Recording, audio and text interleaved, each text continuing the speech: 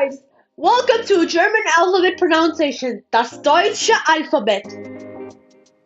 Guess what? German letters look a lot like English ones, but they sound totally different. Let's discover how to say them together step by step with your virtual friend Eddie.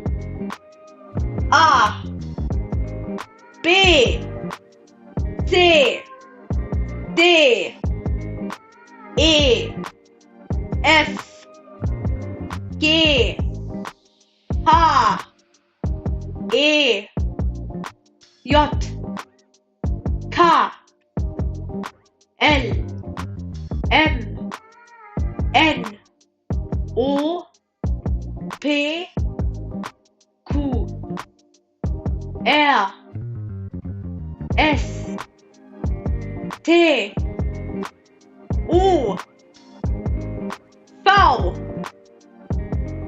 V, W, X, Y, Z.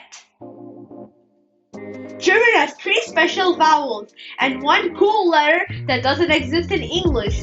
There are some letters with two dots on top of them. Those dots are called umlauts. Let's learn them. E, U, Ü,